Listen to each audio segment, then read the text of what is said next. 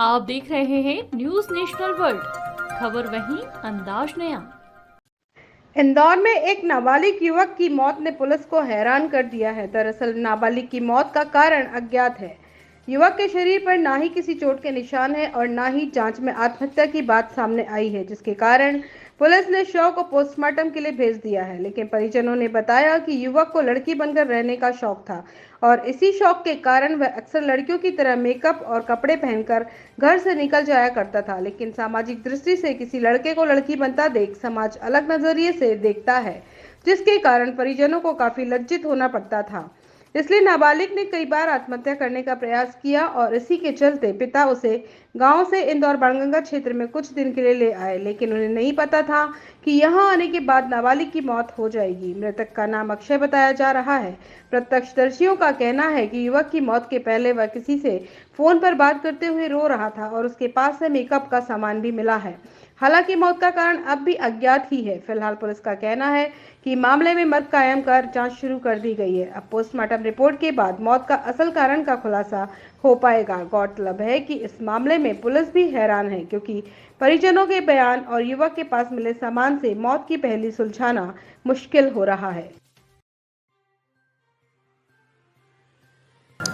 Suicide नहीं किया, अज्ञात कारणों से मृत अवस्था में उसके फादर लेके MYH लाए हैं और जिसका नाम अक्षय पिता ताराचंद है, सेक्टर C में रहता है और आगे की जांच जारी है। कारण क्या था?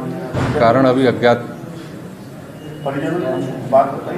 अभी परिजनों ने भी ऐसा कोई कारण खुलासा नहीं किया जिससे उनकी मृत्यु के संबंध में पता चला हो। कितनी उम्र थी? मृतक की उम्र है करीब 17 वर्ष के करीब। क्या पढ़ाई क्या करता था? नहीं, पढ़ाई कुछ नहीं करता था। आपका नाम? सुरेश सिंह सेंगर, थाना बाणगंगा।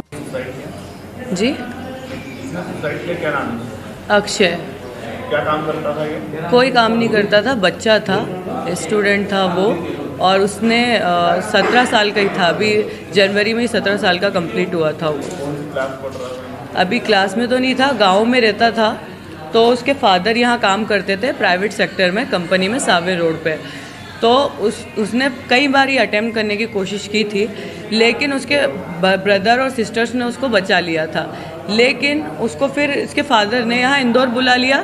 3 दिन पहले ही वो इंदौर आया था और उसके बाद उसने अभी इसके फादर कल जब गए प्रोग्राम में, उसके बाद जब वो वापस आए तो उन्होंने देखा तो उनके बच्चे में बिल्कुल जान नहीं थी। तो फिर मैं आई, हमें बुलाया गया, मेरे फादर को और उनको, फिर हम उनको लेके हॉस्पिटल आए। सुसाइड नोट मिला?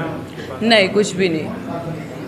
मोबाइल जी, और इस प्रकार की नहीं, मोबाइल की तो ऐसी कोई बात नहीं थी। पहले करता था ऐसी चीज़ें, लड़कियों के कपड़े पहन के घूमता था, क्योंकि उसकी जेनेटिकली उसको लड़की बनना बड़ा पसंद था। बाकी कोई बात नहीं थी। मोबाइल का भी कोई मसला नहीं था। मोबाइल ये दिला ही दिया था इन्होंने, 2 मोबाइल दिलाए थे और मोबाइल लेके वापस गांव भी चला गया था। गांव से इन्होंने वापस बुलाया, जब ये अटेम्प्ट किया, उसने फांसी का लगाने का भी कोशिश की थी। उसके बाद वापस घर यहाँ इंदौर बुलाया कि यहाँ सेफ़ रहेगा उनके फादर के साथ। लेकिन फिर उन्होंने यहाँ पे भी यही चीज़ की, जब उनके फादर, अभी यहाँ पर किसके साथ मिला? इनके फादर के साथ।